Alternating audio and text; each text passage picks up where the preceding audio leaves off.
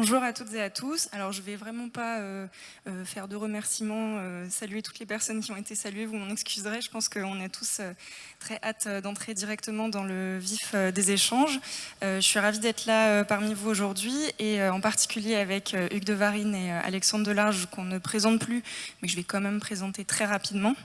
Donc Alexandre Delarge, après avoir travaillé dans un parc naturel régional à la définition et gestion du patrimoine entre 84 et 94, vous vous envolez vers l'île de la Réunion où vous créez un écomusée très décentralisé et participatif. Entre 1998 et 1999, excusez-moi, vous rédigez un projet de développement touristique et urbanistique pour le musée portuaire de Dunkerque. Vous avez dirigé l'écomusée de Fresnes de 1999 à 2017, où vous développez de nombreuses actions participatives et concevez des expositions centrées sur le questionnement des populations. Vous avez également initié les 9 de Transilly, un réseau de musées de société en Île-de-France. Et de 2013 à 2017, vous avez présidé la Fédération des écomusées musées de société, dont vous êtes président honoraire. Hugues de Varine. Après une formation en histoire et en archéologie à la Sorbonne et à l'école du Louvre, vous avez dirigé l'ICOM de 1965 à 1974. Vous avez été ensuite agent de développement territorial de 1974 à 1982. Vous avez été membre fondateur puis président de l'écomusée du Creusot-Monceau de 1971 à 1995. Vous avez ensuite dirigé également l'Institut franco-portugais de Lisbonne. Vous avez été consultant en développement local, urbain et rural. Vous avez été également consultant et praticien accompagnant en développement communautaire sous l'angle du patrimoine entre 1990 et 2013 au Brésil, au Portugal, en Italie et au Canada.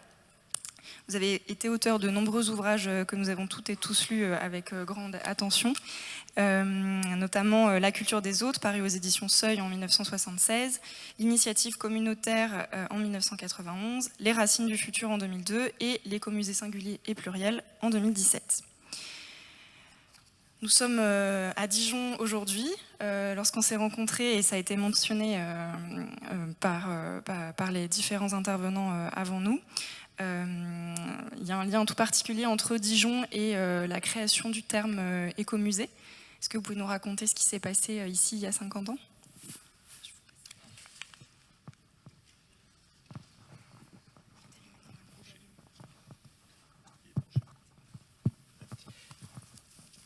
Bon, merci Vicky. Bon,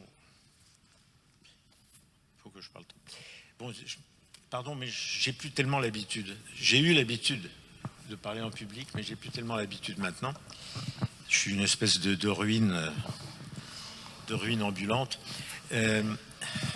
Bon, mais je vais pas vous embêter avec mes souvenirs ou mes mémoires, ça n'a aucun intérêt. Mais je voulais simplement raconter 2 ou 3 événements d'il y a plus de 50 ans qui sont passés ici ou en Bourgogne et qui peuvent avoir un intérêt au moins mémoriel pour les débats que vous avez sur le thème de cette réunion. Premièrement, je pense que c'était dans cette pièce, mais si ce n'était pas dans cette pièce, c'était une autre du Palais des Ducs. Le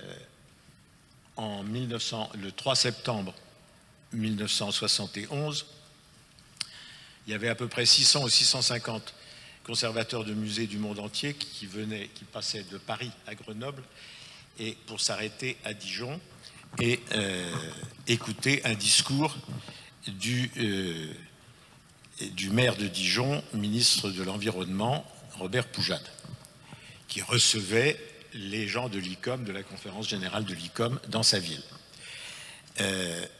À cette occasion, comme il avait auparavant, en préparant cette journée, comme il avait refusé de parler de musée, parce qu'il n'aimait pas les musées, c'était ennuyeux pour une conférence générale de l'ICOM, on avait créé pour lui un mot nouveau qui voulait dire écomusée. Ça avait été négocié dans un restaurant à Paris quelques mois auparavant. Donc il a dit, là, dans un discours où je n'étais pas, parce que moi je préparais la conférence de l'ICOM à Grenoble, donc j'étais passé par Dijon, mais je ne m'étais pas arrêté, il a dit, dans son discours,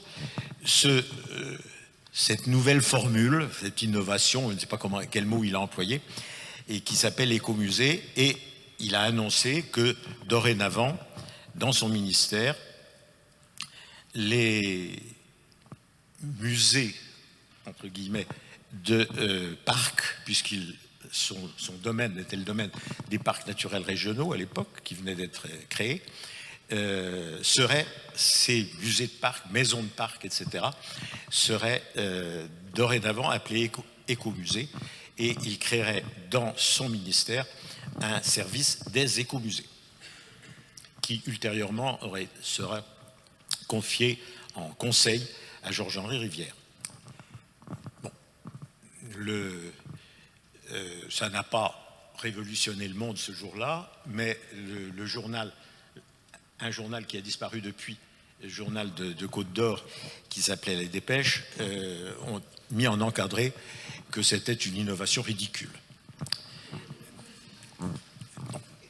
Voilà, donc ça, c'était ici, sinon dans cette pièce, du moins dans ce palais, que ça s'est passé le 3 septembre 1971. Je passe un peu quelques semaines. Il se trouve que ça devait être le 12 ou 13 novembre 1971, toujours,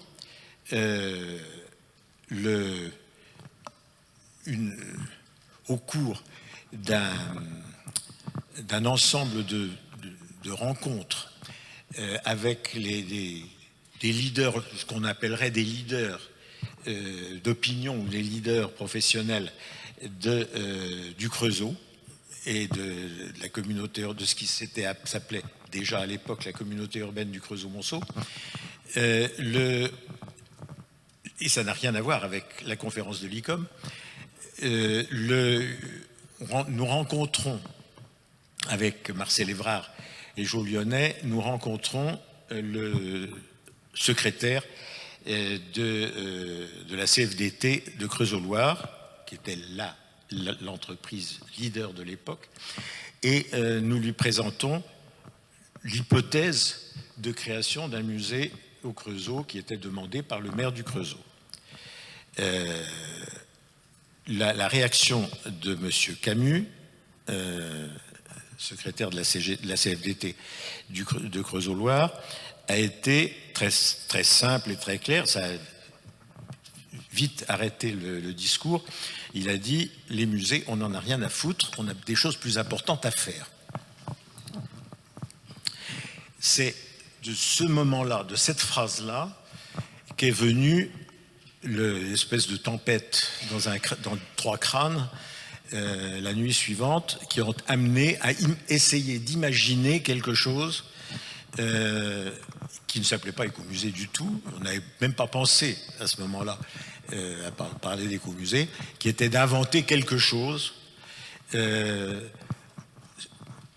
sans collection, uniquement sur le territoire de la communauté urbaine, à partir du patrimoine industriel, minier, etc., céramique et naturel et agricole de la communauté urbaine, du territoire, des 16 communes du territoire. C'est vraiment ce mot de Camus, la CFDT, qui a entraîné ce qu'on a fait ensuite. Ça a été le point de départ.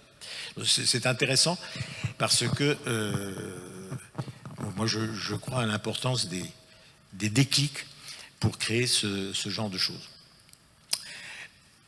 Je passe encore quelques temps. En 1972, donc c'était l'année suivante, à l'ICOM, nous organisons, notamment à la demande de la France, nous organisons une conférence internationale itinérante de Paris à Paris, en passant par Marquez, en passant par Fos-sur-Mer, par Lourmarin et Dijon, et pour aboutir aux ATP à Paris, sur la définition de l'écomusée. Qu'est-ce que c'était qu'un écomusée, puisque c'était quelque chose, c'était un ovni. Enfin, on ne savait pas très bien ce que c'était à l'époque. Et le ministre n'avait pas défini lui-même l'écomusée. Donc on avait travaillé, on arrive à Dijon, dans ce local, pas ici, dans un bureau, et une petite réunion de travail se fait ici pour les membres du groupe de l'ICOM. Cette réunion à laquelle participe le vice-président de l'ICOM à l'époque, Jean Châtelain, directeur des musées de France. Et il se trouve que un rapprochement entre deux événements, entre l'annonce de l'écomusée par Poujade et les réflexions que nous avions à l'époque au Creusot sur le patrimoine et sur le musée de l'homme et de l'industrie, qui s'est appelé après, je dois présenter cette espèce d'expérience qu'on était en train d'imaginer, parce qu'il n'y avait encore rien, il y avait un premier projet, c'est tout. Et je raconte un peu ce qui s'est passé depuis le mois de novembre précédent, donc c'était 6 mois après, quelque chose comme ça. Et je raconte et je dis que, étant donné qu'il s'agissait de l'ensemble du territoire et de l'ensemble du patrimoine, et que c'était un musée qui n'avait pas de collection, qui n'avait pas vraiment d'existence, il fallait qu'on invente quelque chose. Et la réaction du directeur des musées de France a été tout à fait radicale en disant de toute façon, ça n'a aucun intérêt.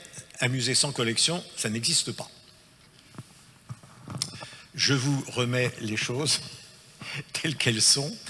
Il se trouve, alors, encore pour rester dans la chronologie, c'était au mois de mai de cette même année 72 que s'est tenue pour l'UNESCO au Chili une réunion dont vous avez dû entendre parler, qui est la table ronde sur les musées dans le monde contemporain, qui s'est tenue à Santiago du Chili pour l'Amérique latine et pas pour l'Europe à l'époque, et qui a généré la définition de Santiago sur l'intégration du musée dans la société.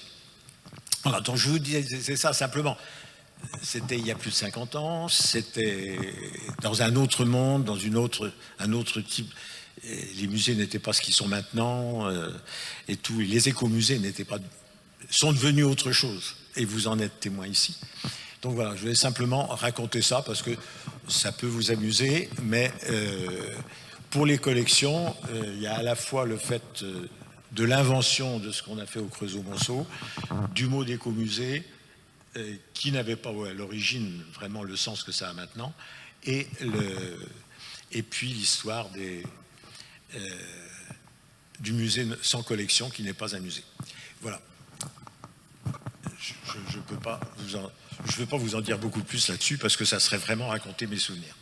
Alors, je vous laisse le garder pour de toute façon, on se garde une bonne partie de cet échange pour échanger également avec vous, donc n'hésitez pas, si la moindre question vous vient, à la noter à la moitié du temps imparti, on ouvrira la discussion.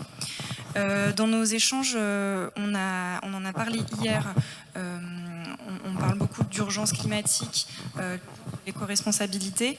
Alors François Jarry nous a rappelé hier que c'était une urgence qui existait. La préoccupation de l'environnement, ça ne date pas d'il y a 50 ans. Mais tout de même, je voulais vous poser la question à tous les deux de justement cette urgence et cette importance de l'éco-responsabilité.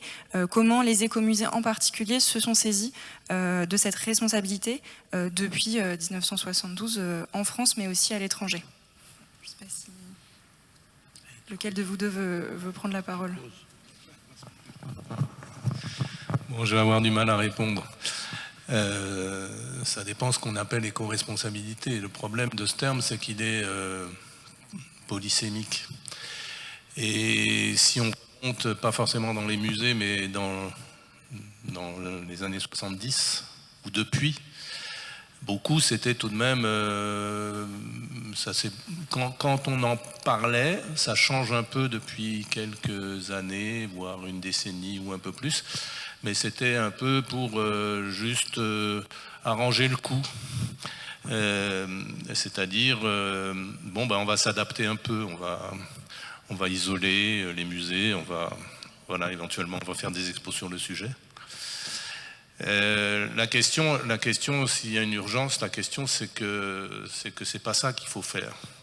Je rappelle juste qu'il y a eu un sondage d'Ipsos en 2019, je pense, qui disait que pour les Français, c'était combien? C'était 82%, je crois, des Français. La question du changement climatique nécessitait, pour l'affronter, de changer de mode de vie. La question, c'est qu'aujourd'hui, c'est généralement pas comme ça qu'on en parle. Et que dans les années 70, encore moins. Bon, la question était moins cruciale, était moins évidente, voilà. Et alors, je pense que les écomusées et musées de société, dans leur rapport au local, dans leur rapport à la population, ont pu avoir des démarches qui étaient plus sobres que les grands musées qui font venir des gens du bout du monde et qui doivent en montrer et en remontrer. De ce point de vue-là, après, je sais pas vraiment s'il y a eu des démarches profondes. Voilà, j'aurais tendance à penser que c'est depuis une quinzaine d'années peut-être que les choses sont en train de changer, qu'on veut aller plus loin. Alors, savoir où on va aller plus loin. Alors on aménage, on en parle. Je me rappelle que justement à Nancray, il y avait une démarche comme ça pour montrer bien les questions écologiques, y compris dans l'aménagement des bâtiments. Voilà, mais il faut sans doute aller plus loin, mais on en reparlera sans doute après. Oui, je peux. Il y a une autre façon de voir les choses. Mais je ne sais pas si ça colle avec votre concept de l'éco-responsabilité. Moi, je pense depuis bien longtemps, mais même avant de parler dans ces termes modernes d'éco-responsabilité, et que le musée, alors parlons d'éco-musée, mais c'est valable aussi dans des musées communautaires, des musées de territoire ou des musées autochtones, etc., dans d'autres pays. Moi, je connais mieux les autres pays que la France, finalement, pour ça. L'éco-responsabilité, j'aime beaucoup le terme éco-responsabilité, pour moi, c'est du jargon. Mais la responsabilité, oui.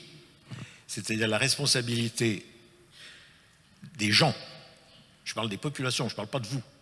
La responsabilité des gens sur leur patrimoine, sur leur mémoire, sur leur présent et sur la gestion de l'avenir de leur territoire, de leur communauté, ça c'est une question qui peut être confiée, si on peut dire, à des inventions. Je parle d'inventions volontairement parce que, comme vous le savez bien, il n'y a pas deux écomusées qui se ressemblent. Donc, chaque fois, c'est une invention. Et je ne parle pas des musées établis, je parle des musées qui se renouvellent tout le temps, qui sont un processus de création permanente sur le patrimoine et pas sur les collections. C'est pour ça que j'ai un problème avec les collections. Cette question de responsabilité collective, communautaire, sur le patrimoine naturel, culturel, matériel, immatériel, tout ce que vous voulez, est quelque chose qui s'éduque progressivement à partir d'actions qui peuvent être des actions sur des expositions, qui peuvent être des actions en promenade dehors, et qui peuvent être des actions en temps de confinement. On a des exemples maintenant, à la suite de ces dernières années, notamment du confinement de la pandémie, on a de plus en plus d'exemples de gens qui ont non seulement avaient déjà inventé un écomusée ou un musée communautaire, et qui ont inventé des façons de travailler en confinement, de travailler avec les populations, en utilisant les emails, en utilisant le téléphone, en utilisant les relations humaines, etc. Et ça, on peut donner des exemples. C'est extraordinaire. J'en ai des exemples en Italie, j'en ai des exemples au Brésil, qui montrent que des structures, appelées écomusées ou autres, des structures qui se sont trouvées en situation de pandémie, en situation de confinement, etc., ont réussi sur le patrimoine collectif et sur le patrimoine individuel, ont réussi à continuer à travailler et à travailler utilement et de façon créative sur le patrimoine, sur l'environnement. Et ça, je pense que on peut imaginer, on peut dire que c'est la responsabilité des initiatives, des processus de type écomusée. Ces initiatives peuvent être centrées sur la responsabilité individuelle et collective sur les territoires, sur le patrimoine, pour assurer la continuité du patrimoine entre le passé et l'avenir. Et ça, alors c'est difficile, il n'y a pas de méthode commode, et c'est chaque fois, encore une fois, à inventer. Et je pense que le terme d'invention est, à mon avis, important pour nous tous. Je parle pas uniquement des écomusées. Voilà, bon, pardon, mais c'était un peu une... Non, mais oui, mais je voulais rebondir sur la question de la responsabilité. La question de la responsabilité me paraît fondamentale. Pendant longtemps, les musées ont cherché à être dans une espèce d'objectivité, de neutralité. Bon, voilà. Je pense que si on veut que la culture ou le patrimoine et que les musées donc aient un rôle, il faut l'assumer. Mais c'est une responsabilité. Et aujourd'hui, face à un enjeu tel que le changement climatique, il faut presque se dire que ça va être ça qui est au centre des préoccupations et qu'il faut y aller, pas de façon timorée, qu'il faut oser. Alors on pourrait détailler de comment on ose. Hugues, qui est pas très copain avec les collections, dira qu'il faut pas de collection. Alors bon, c'est difficile de revenir en arrière, mais la question de la collecte se pose. Et plus largement, est-ce qu'on peut mettre au centre des missions, au fond, ou des thématiques, je ne sais pas comment on peut dire, des musées, la question du changement climatique? C'est-à-dire, je pensais, parlant des collections, puisque c'est le sujet, alors je ne suis pas non plus le défenseur ardent des collections, mais on pourrait imaginer même les collections déjà en place, déjà existantes. Je ne parle pas de celles qu'on pourrait acquérir, mais de se poser la question de qu'est-ce qu'elles disent sur ces questions du changement climatique. Alors, je ne suis pas sûr que ce soit fait, mais on pourrait regarder chacun des objets sur des questions telles que, la grande question, me semble-t-il, notamment liée au changement climatique, c'est la question de l'outil et de la machine. Les outils sont donc manuels, à la main, et la machine nécessite de l'énergie. Il y a plein de choses qui montrent, qui peuvent parler de ça. Mais ça peut être aussi les matériaux, les modes de fabrication, les matériaux exotiques par exemple. Donc il y a énormément de sujets, si on prend ça de ce point de vue-là, qui peuvent être développés et qui peuvent être documentés dans ce sens-là. Voilà, donc ça c'est juste puisqu'on parle des collections, mais on pourrait parler de toutes les missions du musée. Est-ce qu'on est prêt à le mettre au centre de nos préoccupations et à se dire c'est ça en premier, pour le reste c'est plus ou moins subalterne. Je ne dis pas qu'il faut arrêter le reste, mais on se pose d'abord cette question-là et ensuite on traite le reste. Il y a plein d'autres questions importantes, notamment la question sociale. Et donc je vais aussi dans le sens d'Hugues, la question de la participation évidemment. est fondamentale. Je disais tout à l'heure qu'en 2019, 82% de la population pensait qu'il fallait changer de mode de vie. Ça veut dire que c'est pas le musée qui va faire changer ça. Mais peut-être que c'est en travaillant avec les populations qui sont majoritairement pour ce changement qu'on peut faire des innovations, comme le propose Hugues, en discutant avec eux. Alors, après, la question de la participation, c'est la question de l'honnêteté dans la participation et pas l'instrumentalisation. On a vu trop, y compris récemment, de démarches dites participatives qui sont complètement instrumentalisées. Si on instrumentalise, on tue cette question de la participation. Mais on peut mettre les gens sur la question du musée.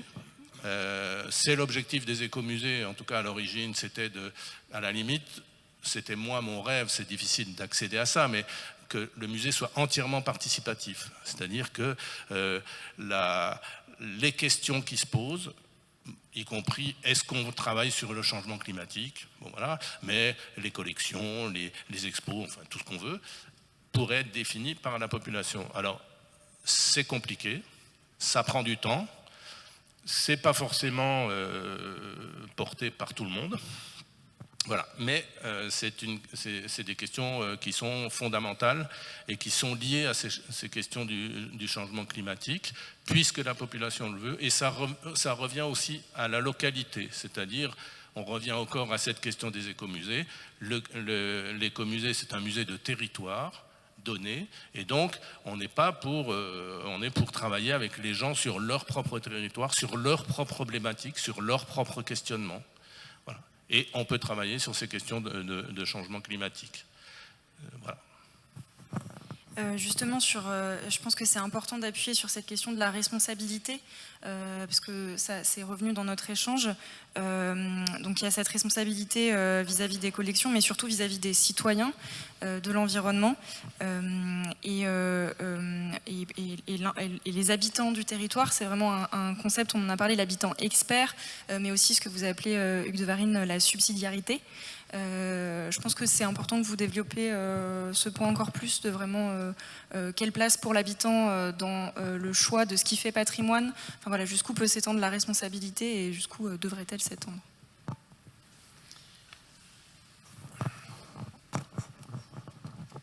Je sais pas, c'est la subsidiarité, oui. Alors ça, c'est autrefois, on a beaucoup parlé de ces questions de subsidiarité, justement, à propos de la participation, mais pas uniquement dans les musées.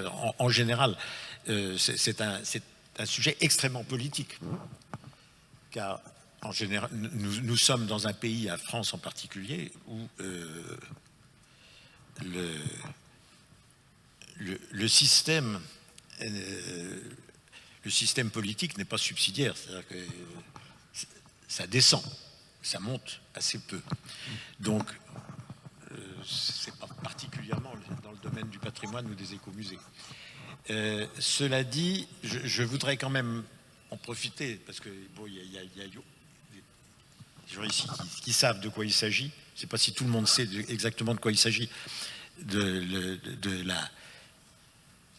en matière de collection, de la collection écomuséale. Mais je ne sais pas si vous allez en parler ou si il est prévu de parler de ça. Mais l'expérience que j'ai plus ou moins vécue de plus ou moins près à Montréal, avec l'écomusée du Fier-Monde, m'a vraiment appris beaucoup sur la possibilité de responsabiliser une population sur son patrimoine concrètement, c'est-à-dire de lui confier une mission, pas seulement morale, une mission aussi matérielle, de vigilance et de gestion sur le patrimoine et sur l'environnement. Et ça, on revient là à des choses, par exemple, qui remontent à l'origine des écomusées. Si l'écomusée a été créé en France pour les parcs naturels régionaux, on peut imaginer aussi, alors ça ne veut pas dire que tous les parcs naturels régionaux font ça, mais on peut imaginer aussi que les parcs naturels régionaux, dans les parcs naturels régionaux, la population serait invitée à la vigilance sur son propre patrimoine. Et qu'il s'agisse des outils, qu'il s'agisse du paysage, qu'il s'agisse de l'environnement. Et là, l'avantage de la collection écomuséale, si c'était généralisé, si vraiment c'était saisi, pas seulement par les professionnels de musée, mais saisi par des membres de la communauté. C'est un peu d'ailleurs ce que font en Italie sous un autre nom les mappe di comunità, c'est-à-dire ce système de cartographie et d'inventaire participatif et participant du patrimoine de son territoire. Et ça me paraît le genre de réflexion intéressante. Mais je suppose que vous allez le faire. Après tout, moi je suis un vieux crouton. Mais je suppose que c'est votre problème, un de vos problèmes quotidiens. Je vais poursuivre sur la collection écomuséale parce que à Montréal, l'écomusée du Fier-Monde, c'était beaucoup des objets patrimoniaux dans l'espace public. Bon, y compris, ça pouvait être le fleuve.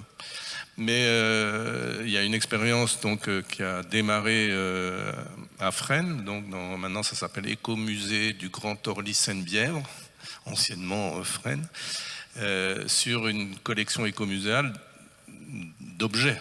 Donc on est plus dans la question de la collection.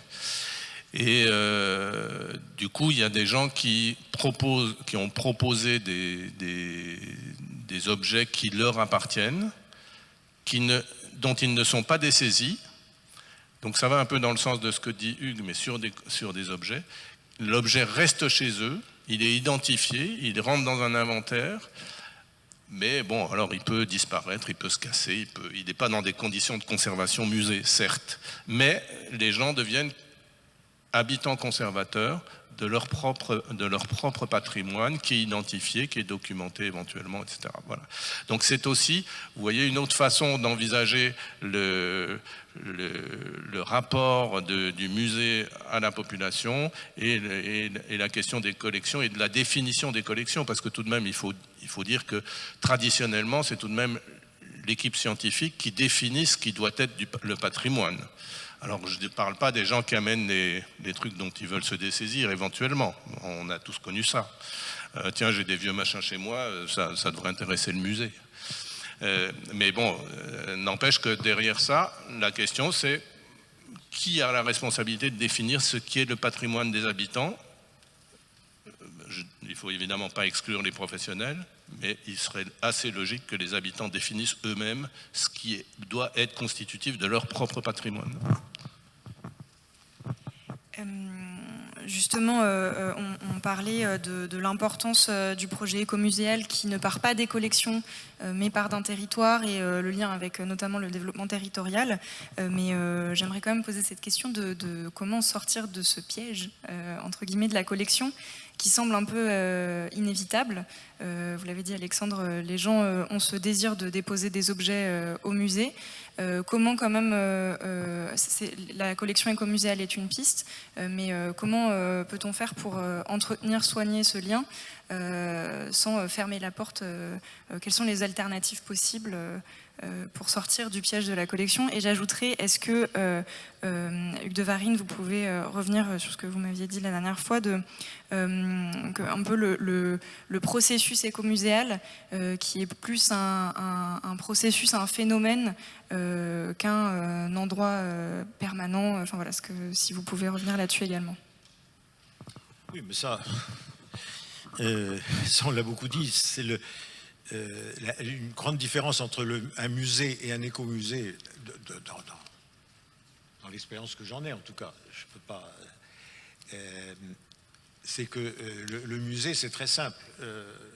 On construit quelque chose, on met la collection dedans, on l'installe, on l'inaugure, et puis tous les 10 ans, on modernise. Le processus écomuséal, on sait quand on commence, on ne sait pas quand on finit. on ne sait pas si on arrête ou si on continue, on ne sait pas s'ils en développent, on ne sait pas. Comme au départ, en général, dans la plupart des écomusées qui ont été créés, il n'y a pas de collection au départ. Il s'en fait une, après, progressivement. Mais il n'y a pas de collecte au sens appropriation. Et donc,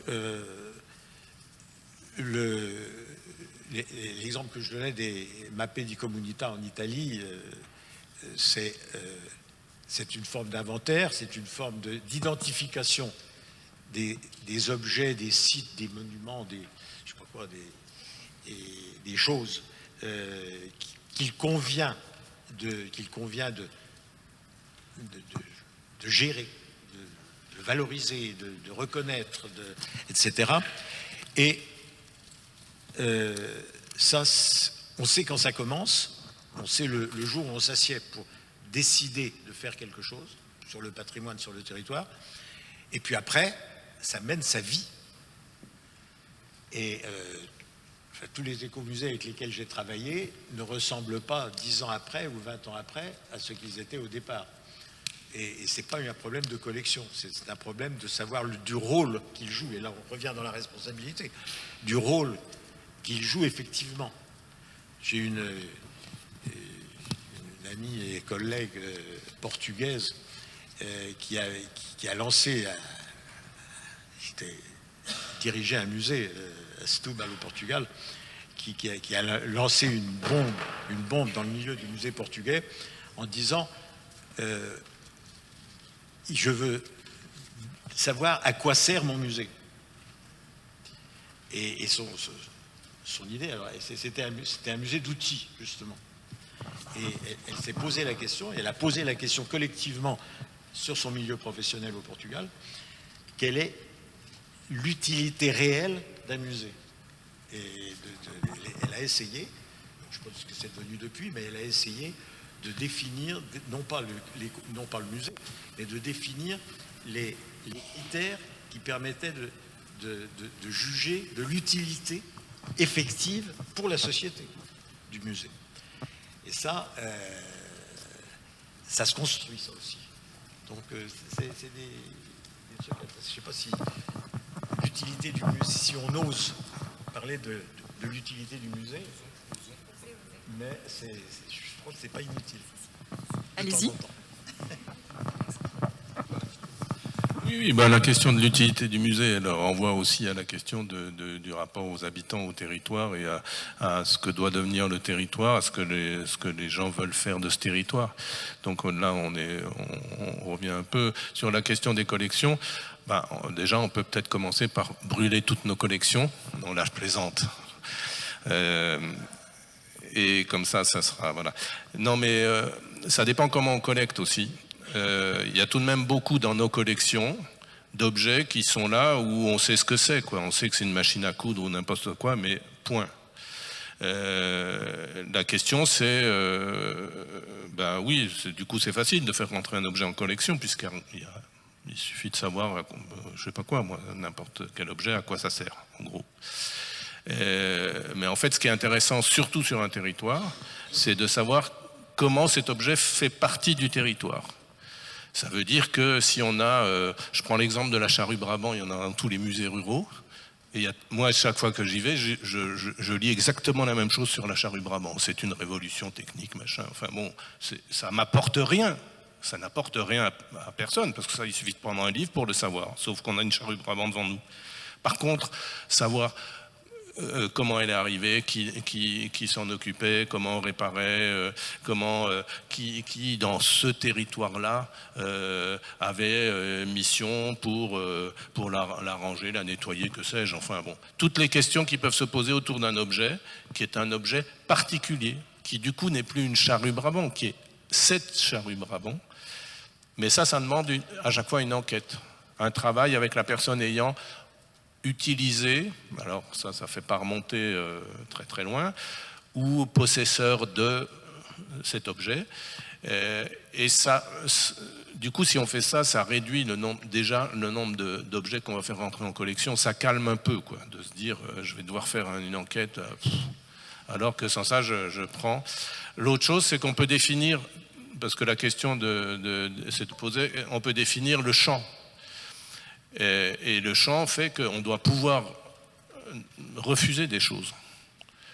Il faut refuser des choses. C'est pas parce qu'il y a des vieux objets qu'on sort dont on a envie de se débarrasser qu'il faut que le musée les accepte. Même si peut-être c'est intéressant. On peut définir un champ et sorti de ce champ, c'est un objet intéressant, certes, mais pas dans notre champ. Donc, si on a défini ça, y compris avec la population, on peut dire aux gens qui apportent, super, cet objet c'est bien, mais non. Voilà. Donc ça, voilà, c'est un certain nombre de choses qui peuvent aider à ne pas avoir cette espèce de boulimie des objets qui serviront ou serviront pas. Pour la plupart, ils ne serviront pas d'ailleurs, ils ne seront pas très utilisés. Et je ne parle même pas des objets, parce qu'on a parlé du récolement. Mais les objets, ils vieillissent. Alors, ils sont conservés jusqu'à la fin des temps, mais ils vieillissent. Mais ils vieillissent dans leur sens. Il me semble que c'est Jean-Claude Duclos qui écrivait un article pour dire à quoi ça sert aujourd'hui d'avoir une série de 20 joues de bœuf. Ben oui, à quoi ça sert aujourd'hui d'avoir une série de 20 joues de bœuf? La plupart des gens ne savent même pas ce que c'est un joue de bœuf. Donc, quel est le sens aujourd'hui? Est-ce qu'il faut en garder 20? Sans doute qu'il faut en garder. Est-ce qu'il faut en garder 20? Alors, il faudrait pouvoir peut-être retirer des collections, excusez-moi pour de dire, mais statutairement, on doit pouvoir le faire. C'est un peu compliqué aujourd'hui de retirer de l'inventaire. Mais peut-être qu'on peut réassouplir ça et se dire qu'on ferait, lors du récolement, un tri aussi en se disant, non, mais ça a plus trop de sens. On va pas utiliser plein d'énergie humaine et physique pour conserver ces objets qui, au fond, serviront peut-être plus. Il semble que l'habitude, du moins en France, soit de refaire les bâtiments des musées tous les 10 ou 15 ans, notamment Beaubourg ou autre chose, des choses dans ce genre-là, ou le Louvre. Et est-ce qu'il ne faut pas changer les collections tous les 10 ou 15 ans en fonction du goût de la nécessité des générations qui suivent? Si c'est moi qui choisis les objets quand j'ai 25-30 ans, quand j'ai 80 ans, qu'est-ce qui se passe? Ça continue à être les bons choix?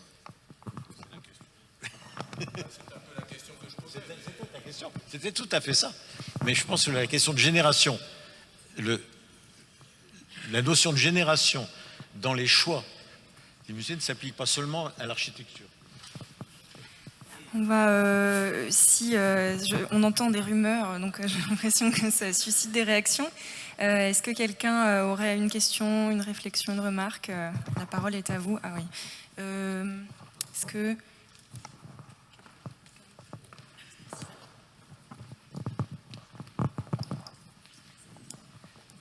Oui, je me présente. Bonjour, Anne-Laure Chamba, je suis la directrice de l'écomusée de Fresnes, Grand Orly-Seine-Brieuve. Voilà, excusez-moi, je suis un peu malade. Alexandre, Hugues, je suis ravie de vous revoir. Je voulais juste rebondir sur la question de la collection écomuséale, qui est effectivement une réponse à cette notion à la fois de responsabilité et de question de la collecte et de comment faire collection quand nous sommes un écomusée. Alors c'est vrai qu'il y a quand même un paradoxe dans lequel on peut se trouver, en tout cas c'est la situation de mon établissement, au regard de ce que vous dites, Hugues, c'est que nous avons l'appellation Musée de France. Voilà, donc ça c'est quand même... Nous avons l'appellation Musée de France, pardon, je suis un peu... Donc l'appellation Musée de France nous oblige, oui, à avoir une collection dite muséale, avec effectivement une action de récolement, voilà, un registre, voilà. Et donc on est quand même aussi dans des formes d'injonction paradoxale de à la fois continuer à avoir cette collection muséale qui s'enrichit et un rapport très direct au territoire et aux habitants et aux habitantes à travers une autre forme de collecte qui est une collecte beaucoup plus participative effectivement et que nous avons donc enrichi. Et Alexandre a évoqué la première phase de collection écomuséale. Ah, Oui, avec l'écomusée du Fier-Monde. Donc le partenariat continue, la discussion continue. Et là, en fait, je voulais juste voilà, vous informer et partager avec les personnes présentes ici que cette collection écomuséale, évidemment, est en perpétuelle interrogation. Et je vous rejoins sur la question de on sait quand on commence et on ne sait pas quand on finit. Et sur la question de cette expérimentation et de cette innovation permanente. On est en questionnement sur la manière de faire vivre cette collection. Il y a une première phase de collecte d'objets. Aujourd'hui, on pense que ce n'est pas forcément la réponse adéquate aux besoins de la population. Et donc, on va vers une autre forme de collecte qui est plus axée sur le patrimoine culturel immatériel et sur une forme d'inventaire participatif du patrimoine. Et donc, il y a toute cette action également de temps long de la participation qui passe par une phase d'explication aussi de la démarche parce qu'elle est quand même assez inédite et d'ateliers et d'aller au plus près des habitants, donc à la bibliothèque, dans les bars, dans la MJC, etc., pour aller vraiment collecter auprès d'une typologie aussi d'habitants et d'habitantes très variés. Et je pense que c'est aussi un enjeu, c'est qu'on arrive à faire une collection écomuséale qui soit représentative des habitants et des habitantes de banlieue dans toute leur diversité, ce qui n'était pas forcément le cas pour la première collecte, et c'est bien normal, il fallait bien commencer par quelque chose. Voilà, c'est tout ce que je voulais ajouter. Merci. Une main derrière. Bonjour, Elisabeth Joly-Chimel, je suis chef du service de la conservation du Musée national d'histoire de l'immigration et vice-présidente de la FEM, c'est une des deux. Je vais réagir aux propos radicaux, Duc de Varine, mais en même temps c'est ça qui fait avancer le débat, c'est de partir de points de vue radicaux. Est-ce que vous diriez la même chose pour un service d'archives? Est-ce que tous les 10 ans, les 15 ans, il faut tout remettre en cause et supprimer parce qu'il y a des choses qui ne parlent plus aux générations? Moi, ça me questionne toujours ce postulat qu'on a dans les musées, qu'on travaille comme un collectionneur. Et pour moi, on constitue de l'archive. Et c'est avoir à travailler quand même souvent en lien avec des groupes minorés ou des situations de crise. Constituer l'archive aussi par l'objet et par le témoignage dans un musée, ça a du sens pour les gens. Parce que rentrer dans le patrimoine public, dans les biens communs, ça a un sens pour les gens. Ça veut dire qu'ils font confiance encore suffisamment au secteur public, et parfois non, mais je veux dire, c'est aussi bien de se dire qu'il y a quand même cette confiance, de dire si ça rentre dans un musée public, ce sera conservé, ce sera bien traité, et ça servira de preuve et de témoin pour les générations futures. Et si je trouve tout à fait intéressant qu'on s'inspire de nos collègues de bibliothèque sur la question du désherbage, je pense aussi important qu'il faut, et ce n'est pas le président qui me dira le contraire, puisque c'est un archiviste au départ, qu'on aille aussi questionner cette fonction d'archive. Est-ce qu'au côté de l'archivage, est-ce qu'on pourrait faire un archivage réglementaire dans les musées? Est-ce qu'il y a des choses qu'il est nécessaire de conserver en termes matériels dans les musées? Ou est-ce qu'effectivement, on assume le fait qu'il s'agit de projets qui changent avec les gens, qui changent avec les générations? Moi, c'est un point de questionnement que je trouve vraiment important, de se dire qu'aussi, quand il y a collecte dans un musée, il y a un contrat de confiance, ou alors il faut être très très clair avec les gens qu'on est dans des formes éphémères. Mais il faut se questionner sur notre position dans le monde de l'archive au sens le plus large. Je ne sais pas si je vais répondre. Ce que vous dites n'exige pas une réponse, mais une réaction peut-être. Ce qui, moi, me gêne toujours dans le système français de la loi des musées et de la notion de musée de France appliquée aux écomusées, c'est que, et c'est le rapport aussi entre la collection muséale et la collection écomuséale, c'est que c'est pas la même logique. C'est-à-dire que le musée au sens traditionnel, au sens que n'aimait pas Poujade, c'est de collecter et de conserver. Et ça, c'est pour l'éternité. C'est-à-dire une fois que c'est collecté, une fois que c'est conservé, il faut que ça reste et il faut le conserver quoi qu'il en coûte. Bon, le principe, pas uniquement de la collection écomuséale, mais le principe de l'écomusée ou musée communautaire lié à une population et à un territoire, et donc, comme je le disais, la population se renouvelle, le territoire change, et le patrimoine concerné, il est vivant. Le patrimoine qui est collecté et conservé dans les musées est un patrimoine mort. Il faut qu'il soit mort. On peut le rendre vivant par l'exposition, par la présentation, la médiation, etc. Mais les objets, ils sont là pour être conservés et pour rester tels qu'ils sont. Le patrimoine tel que moi j'ai vécu, non seulement au Creusot-Monceau, mais aussi ailleurs, dans d'autres pays, le patrimoine, c'est un patrimoine vivant, c'est un patrimoine qui bouge, qui change. C'est pas des objets qu'on va vendre, des collections qu'on va vendre, c'est que un bâtiment, une ferme, une grange, et là, je prends des trucs ruraux, mais c'est encore plus valable pour des bâtiments industriels. Ce bâtiment, c'est du patrimoine, mais le jour où le bâtiment industriel cesse d'exister, cesse de fonctionner en tant que bâtiment industriel, on va probablement, même si on le considère comme du patrimoine, même si c'est une chose importante à conserver, on va lui chercher une solution. Moi, j'ai beaucoup travaillé sur les questions de monuments historiques et l'utilisation des monuments historiques, des églises, des châteaux, des abbayes, je ne sais pas quoi. C'est toujours un problème de changer, de transformer du patrimoine. Et c'est là qu'il est vivant, parce que le patrimoine se transforme. Alors que les collections de musées, on peut les interpréter, on peut faire beaucoup de choses avec, mais ils ne vont pas, en tant qu'objet, ils ne vont pas se transformer. Donc, c'est là qu'il y a une différence qui me paraît fondamentale entre les deux notions de patrimoine, entre le patrimoine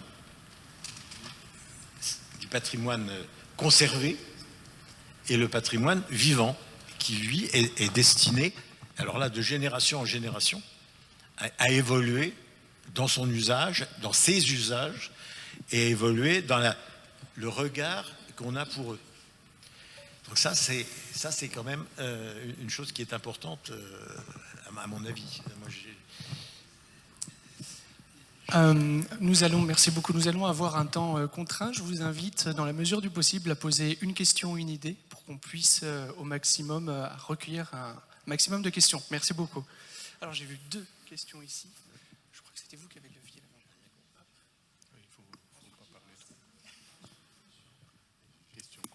Bonjour, Marielle Guingueno, j'ai pris la tête du Compas Musée de l'Agriculture il y a quelques mois. Alors moi je m'interroge par rapport à tout ce que vous avez dit, par rapport au fait que de concerter le public pour définir le contenu des futurs parcours en lien avec les professionnels. Moi je voulais savoir comment concilier avec certaines dissonances qu'il pouvait y avoir avec les élus aussi en place, qui souhaitent qu'on propose un discours qui n'est pas forcément le même que celui attendu par le public et ce que souhaiteraient présenter les équipes au sein du musée.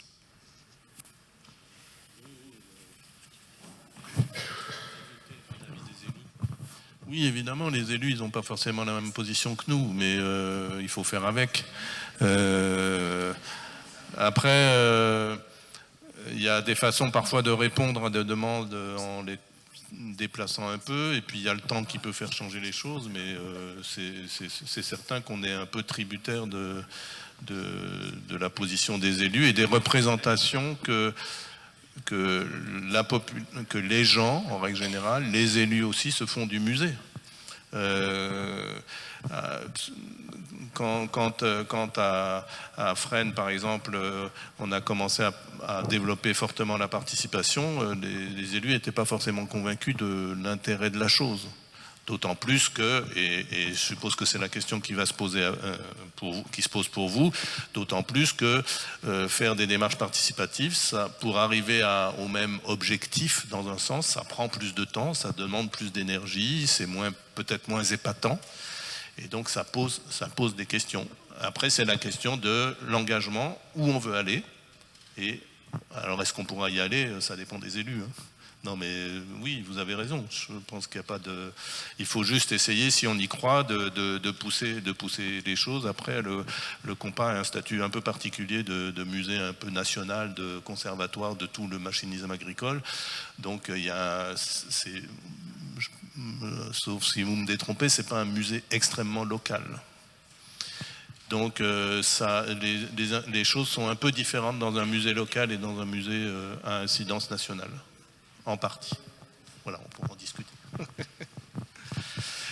Je voudrais juste relancer sur Anne-Laure sur la question des musées de France. Certes, il y a des règles, mais c'est pas parce que dans la loi musée, on dit qu'un musée c'est une collection qu'il faut respecter cette règle-là.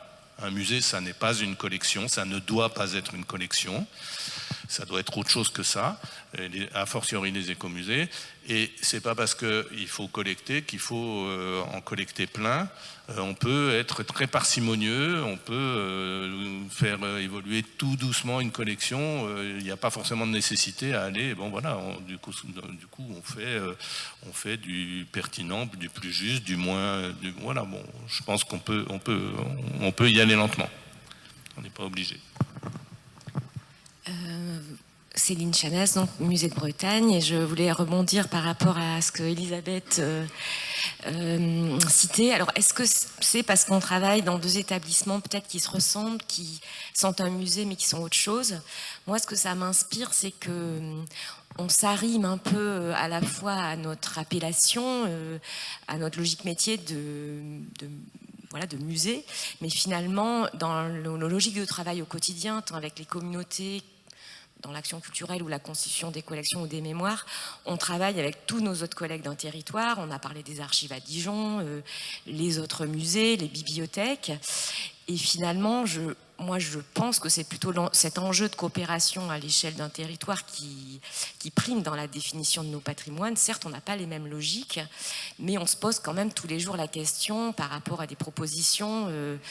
Est-ce qu'on va avoir un traitement d'archives, plutôt de collection de musées de France? Et on a quand même ces possibilités aujourd'hui d'avoir une vision globale d'une approche patrimoniale au sein de nos musées. On n'est pas obligé de faire rentrer toutes nos propositions d'acquisition au titre des collections publiques, et on a des inventaires pour la photographie qui sont des archives, pour les enregistrements sonores qui sont des archives. Donc moi je trouve que ça se gère. Il faut être assez pragmatique. Et par rapport à ce que vous disiez, Monsieur de Varine, moi je ne suis pas tout à fait d'accord avec ce que vous disiez, que une fois que nos collections sont rentrées entre guillemets dans nos réserves, elles sont mortes entre guillemets et elles ne sont plus vivantes. J'ai deux exemples qui me viennent de choses très courantes.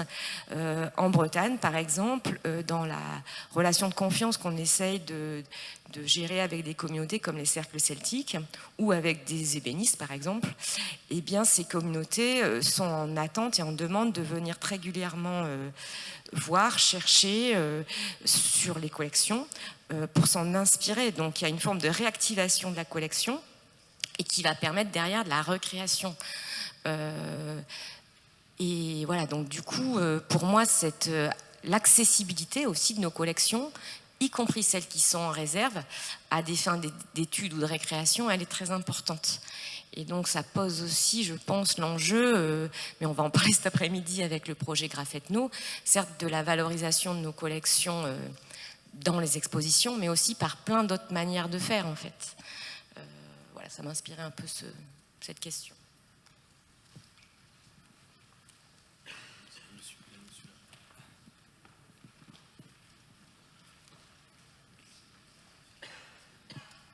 François Tacard, je suis président d'un nouvel écomusée en cours de fabrication dans les Hauts-de-Vosges, un musée industriel sur la base d'une ancienne friche industrielle de 80 000 m², 40 hectares, qui a été rénovée depuis 20 ans.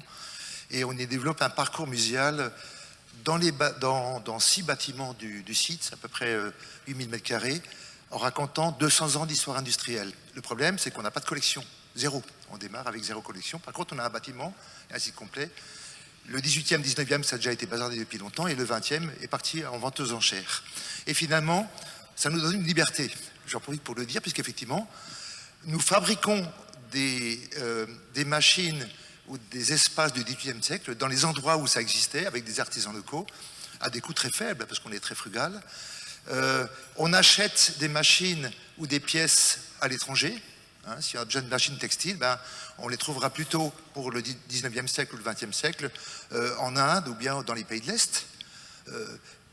En fait, on ne protège pas, et on a acheté beaucoup de choses sur le Bon Coin, tout simplement, dans les friperies, etc., pour petit à petit fabriquer les espaces qui vont être animés par de la théâtralisation. C'est le concept un peu de Living Museum anglais, pour ceux qui connaissent. En fait, on découvre une série d'histoires à travers des lieux qui sont refabriqués pour qu'on s'imprègne dedans.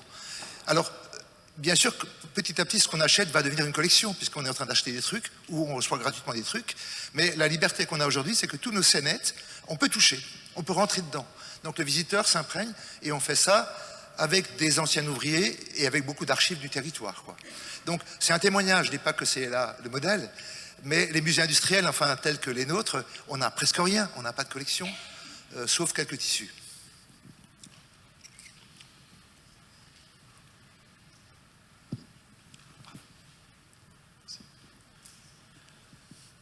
Bonjour, Fabrice Denise pour le musée d'histoire de Marseille. Merci évidemment pour votre témoignage, vos témoignages. Ça fait beaucoup étrangement penser à des réflexions qui me semblent peut-être un peu plus engagées dans le domaine de l'archéologie. Il se trouve que les musées d'archéologie croulent sous le poids des collections, des découvertes anciennes et qui n'ont pas toutes leur contexte archéologique. Et aujourd'hui, la sous-direction de l'archéologie est assez tranquille à l'idée de proposer des protocoles de tri, d'élimination et d'échantillonnage. En fait, dans les collections, je pense que c'est peut-être pas inintéressant d'aller discuter avec des archéologues de la manière dont ils procèdent de façon assez détendue sur le sujet. Pour autant, il est important de considérer qu'un stock, un gisement d'objets morts, disons, dans un musée archéologique, peut constituer une pépite scientifique un siècle plus tard. Il n'y a qu'à voir la manière dont aujourd'hui un musée tel que Bibracte se nourrit des fouilles de Déchelette qui ont été réalisées à la fin du XIXe siècle, et la façon dont nous, à Marseille, sommes en train de redécouvrir des fouilles archéologiques qui étaient sorties des radars dans les années 1913-1914, et qui constituent, avec une documentation et des contextes, donc, des choses importantes. C'est la primauté du contexte, évidemment. Nous avons organisé à Marseille l'an dernier une exposition intitulée « Trésors coupables » qui pointait les problématiques de pillage archéologique. Et finalement, ces objets qui nous arrivent ou qui sont saisis par des douanes, par les autorités diverses et variées, et des collections d'objets archéologiques exceptionnels, mais qui sont des objets orphelins, en réalité, qui sont là, qui ont une valeur intrinsèque, qui ont une valeur sur le marché de l'art, bien entendu, et sur le Bon Coin en particulier, mais qui, en dehors de leur contexte, ne pèsent pour rien. Et ce sont des objets que l'on pourrait quasiment mettre à la poubelle. Donc ça pose la question de comment on peut insérer des objets issus du pillage archéologique dans des musées archéologiques et les rapatrier du côté de leurs petits frères qui, eux, ont des contextes. Donc il me semble, et c'est une discussion que nous avons avec la FEMS, de nous rapprocher davantage de la sphère des musées archéologiques pour pouvoir peut-être mieux partager des questionnements qui interrogent fondamentalement la place des collections. Voilà, moi, ce à quoi m'ont vraiment fait penser vos interventions, ou celle de François Jarige, encore hier, autour des protocoles d'archéologie expérimentale, qui aussi permettent de comprendre des objets orphelins et énigmatiques. Oui, là, j'ai jamais fait vraiment d'archéologie, mais je les ai étudiés. L'archéologie est un cas intéressant parce que de toute façon, c'est pas avant le musée, les objets sont dans l'archéologie, les collections. C'est-à-dire qu'on c'est pas une collection choisie on fouille et puis on trouve des choses. Cela dit, en matière de participation, en matière de relation entre le site archéologique et le territoire et la population, il y a quand même des expériences extrêmement intéressantes qui sont faites dans le monde, notamment dans les pays où il y a vraiment des fouilles clandestines ou des fouilles commerciales, si on peut dire. Et je crois que en matière de responsabilité, ça c'est une responsabilité de la population et pas uniquement des archéologues, de la population sur son patrimoine mort, qui est déjà mort, il est dans le sol, savoir comment la population doit gérer ça. Est-ce qu'elle le gère avec en faisant des fouilles clandestines, etc., et illégales? Est-ce que la population va être associée à la recherche? Et ça, je crois que bon, j'ai des exemples personnels en Picardie, et j'ai des exemples au Brésil de fouilles totalement participatives, c'est-à-dire associant notamment des jeunes, mais aussi des adultes, à leur patrimoine, c'est-à-dire à être acteurs des fouilles dirigées par des scientifiques, dirigées par des archéologues, mais où la main-d'œuvre était non seulement exploitée comme main-d'œuvre, mais elle était exploitée comme citoyen, c'est-à-dire elle s'intéressait à ce qu'il y avait en dessous d'elle. Et ça, je pense que là, en matière d'archéologie, la participation, moi j'ai connu des cas au Liban, en Turquie, où la population n'était pas associée, c'est-à-dire était toujours l'objet, était gêné par les fouilles et n'était jamais associée aux fouilles, alors que dans d'autres cas, la population étant associée en tant que main-d'œuvre, mais en tant que main-d'œuvre intelligente, pas en tant que main-d'œuvre banale, là, ça changeait complètement le regard des gens sur leur passé et sur le respect d'un certain nombre de choses dans leur présent. Et ça, je crois que c'est un domaine. Alors, ça paraît loin de l'écomusée, patrimoine vivant, etc. Mais finalement, c'est les gens qui vivent et qui vivent sur leur territoire et qui sont intéressés à ce qui se passe non seulement sur le sol, mais sous le sol. Et ça c'est une chose pour moi qui a toujours été extrêmement intéressante, surtout quand on a vécu au Proche-Orient et qu'on a vu les catastrophes des fouilles archéologiques et du commerce d'objets antiques. Pardon. Oui, ça me renvoyait, je vais être court, ça me renvoyait juste à ce que je disais précédemment, c'est-à-dire le contexte. Je n'avais pas pensé ça en termes de contexte, mais quand on collecte des objets et qu'on les documente en faisant des entretiens, on leur donne un contexte. Quand on prend des objets, comme c'est dans beaucoup de cas, des objets qui n'ont d'autre réalité que leur présence physique, en fait, ils sont décontextualisés. Du coup, c'est vrai que cette question de savoir si on peut peut-être mettre de côté des objets qui vont plus nous apporter grand-chose d'autre que ce qu'il y a dans la littérature, voilà, ça renvoie à cette question. Je trouve intéressant. Xavier de la Selle, musée Gadagne à Lyon, président de la FEMS. Je l'ai dit tout à l'heure déjà, donc je ne le redis pas. Je reboucle avec... à partir de la première intervention d'Elisabeth Joly-Chémès sur où Elisabeth, tu parlais des prises de position un peu radicales qu'on a entendues au début, et en fait moi je trouve intéressant cette radicalité au sens de prendre les choses à la racine, pas au sens de une posture disruptive qui provoquerait pour le plaisir. On n'est pas du tout là-dedans. On est juste dans le fait de prendre la question sérieusement à la racine. Et moi qui ai découvert le monde des musées depuis les archives grâce à la FEM, c'est-à-dire en fait par un petit détour par un établissement qui s'appelle le RIS à Villeurbanne, qui m'a fait découvrir un continent que je ne connaissais pas. En fait, j'ai découvert le monde des musées par la nouvelle muséologie, puisque c'était pas ma famille professionnelle d'origine. Et donc j'ai découvert comme ça la littérature professionnelle, l'écomuséologie. Je découvrais ça comme ça avec des yeux un peu étonnés de l'archiviste qui n'avait jamais entendu parler de tout ça. Et je dis ça parce que du coup je me suis forgé, entre guillemets, ça m'a amené à me dire mais fondamentalement de quoi on parle, etc. Et donc radicalement, la question du patrimoine, moi un des trucs qui m'intéresse le plus dans l'écomuséologie, c'est de parler de patrimoine avant de parler de collection.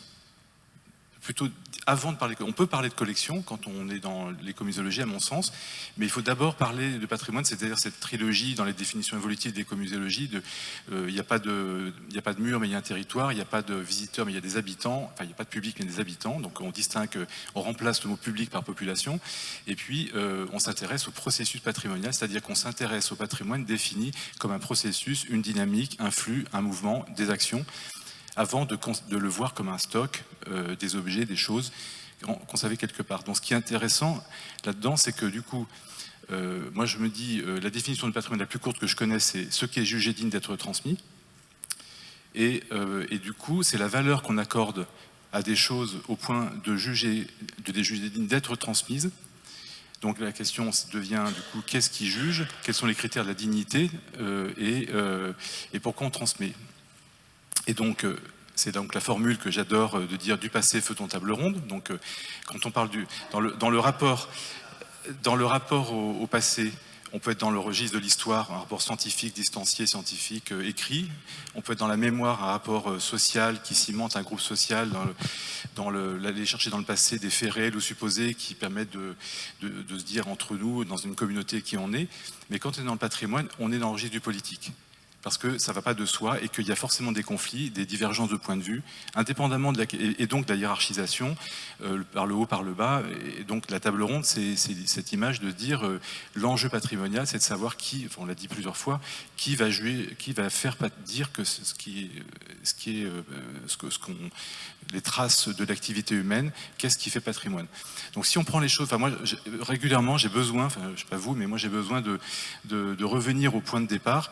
Et ensuite, une fois qu'on est là-dedans, qu'on voit les choses de cette manière-là, on peut ensuite se poser la question de quelles sont les traces de l'activité humaine. Donc, c'est la définition exacte de l'archive, hein, Elisabeth. L'archive, c'est juste ce qui est produit ou reçu dans l'exercice de son activité. Donc, le mot archive, pris au sens très large, englobe.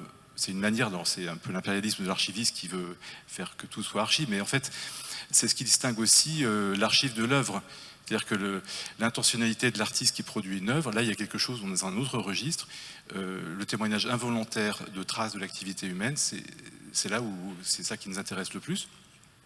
Et donc à partir de là, le drame, c'est pas simplement que les écomusées sont devenus des musées, mais c'est aussi que globalement, pas le drame, il faut relativiser, mais il y a des points positifs. Mais en fait, dans le monde patrimonial, depuis un certain nombre de décennies, on a spécialisé, on a technicisé, alors on le dit en disant qu'on a professionnalisé, donc c'est plus positif, mais on a créé des cloisons étanches entre des doctrines professionnelles qui sont, et sans parler évidemment de l'arsenal législatif qui a encore figé plus les choses, entre l'archéologie, les archives, les musées qui sont arrivés tardivement, on a légiféré tardivement, mais du coup on a encore figé les choses.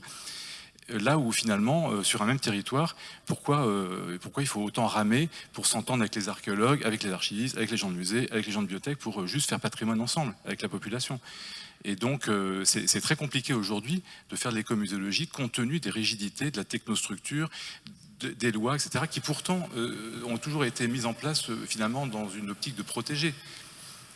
Et juste une chose pour terminer, j'ai été très marqué, j'ai trouvé une petite lettre manuscrite de cet historien de l'art Henri Faucillon, qui a été un moment assez éphémère directeur des musées de Lyon, et qui a écrit une petite note pour donner une sorte de feuille de route au musée Gadagne qui venait d'ouvrir en 1921.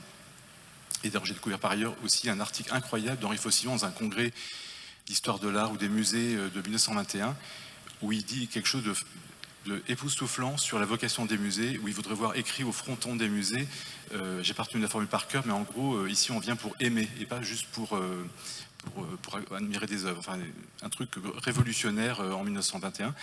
Mais ce que dit Faucillon sur la vocation de Gadanne, mais on pourrait l'appliquer à tout le monde, il dit Gadanne c'est à la fois un dépôt et un musée. Et dans l'expression qu'il utilise, moi ça m'a marqué parce que dans ces années-là, le mot dépôt, il signifie un lieu de conservation, et dans le monde des archives, le mot dépôt signifie le service d'archives. Et moi, quand j'ai commencé ma carrière, on disait un tel directeur ou directrice du dépôt d'archives.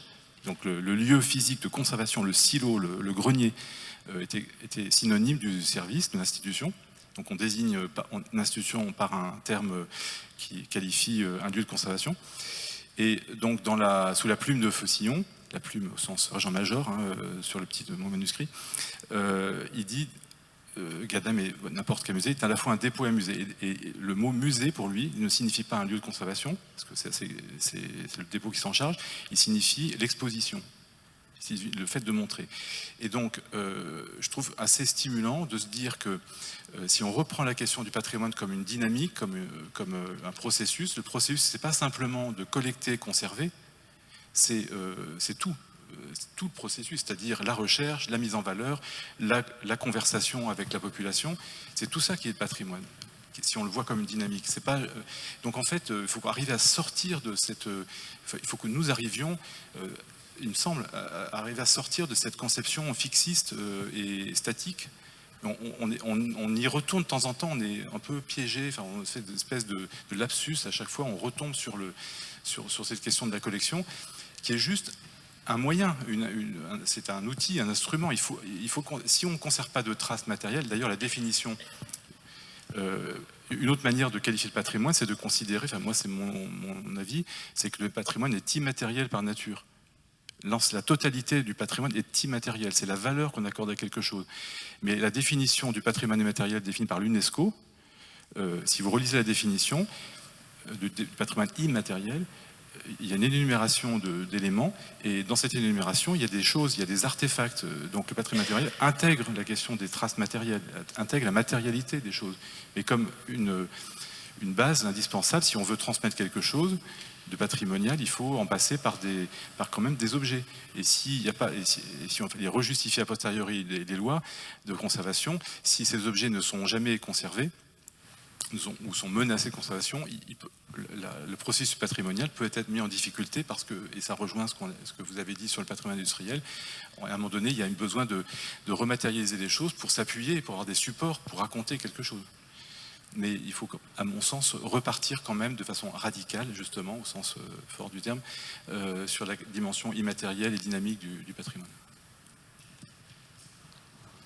Oui, je réagirais juste à ce que tu dis sur la question de la rigidité, de la séparation entre les disciplines. Peut-être qu'au fond, la question, c'est la question de la professionnalisation. C'est-à-dire que ce qu'on met en avant, c'est les professionnels.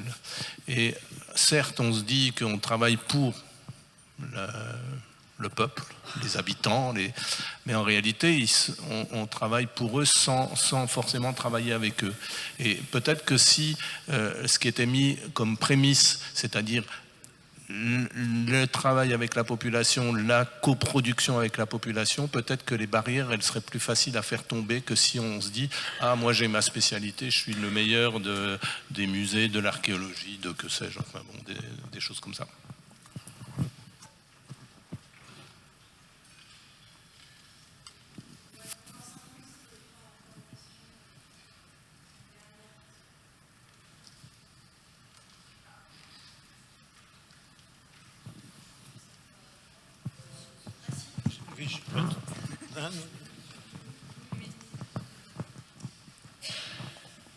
Oui, bonjour, Élodie Massouline, je travaille avec Marilyn Agueno au musée du Compas à Chartres. Oui, moi je me posais la question, enfin effectivement travailler avec les habitants et en même temps on voit bien qu'il y a aussi vraiment une perte de mémoire et donc oui l'importance du contexte est là, mais que faire quand justement ce contexte est un peu perdu, quand cette mémoire est un peu perdue, comment la retrouver, voilà, c'est comment faire récit et comment refaire cette mise en contexte Moi, c'est la question que je me pose, pourtant pour un patrimoine qui est relativement récent, mais qui a pu être perdu de vue assez rapidement par les habitants du territoire. Je ne sais pas si la mémoire est perdue, s'il n'y a plus personne qui peut documenter. C'est bien pour ça que quand on collecte, il faut essayer de le faire à ce moment-là. Si c'est déjà perdu, je ne vois pas trop comment on peut... Par les habitants, en tout cas. On peut faire renaître. Après, il peut y avoir de la documentation, des infos. Oui, bien sûr. Non, mais... Bon, ça, c'est le travail traditionnel du musée, tout de même. Mais si les habitants, après, on peut les associer... Peut-être qu'on peut les associer, même si eux n'ont pas la mémoire, ils peuvent être intéressés à être associés au travail de protection, de présentation, de collecte éventuellement supplémentaire, sans qu'eux aient la mémoire. De toute façon, quand les gens travaillent dans les musées, il y a des gens divers. Hein. Il y a des gens qui ont une mémoire de certaines choses, pas d'autres, ou pas du tout de mémoire. Et bon, parce qu'on a tendance à penser les habitants en termes de participation comme quelque chose d'informe. C'est tout de même la tendance générale. C'est-à-dire, d'ailleurs, on parle des habitants et on se dit que c'est des gens qui ne sont pas forcément très compétents. En réalité, il y a plein de compétences et plein de positions particulières qui enrichissent justement le débat, l'échange, la co-construction. La coproduction, la co-construction, je pense qu'il faut vraiment aller vers ce niveau de participation et pas les niveaux infra qui, moi, m'intéressent personnellement assez peu.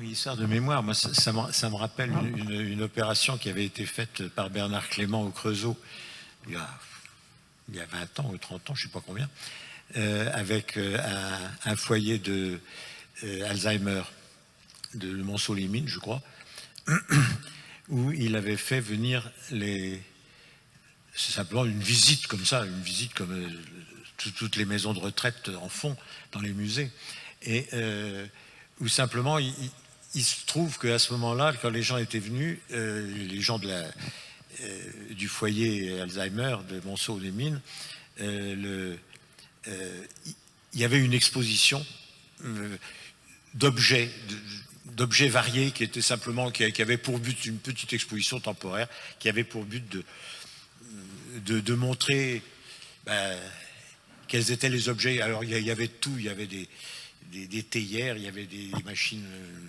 de la vie quotidienne et tout.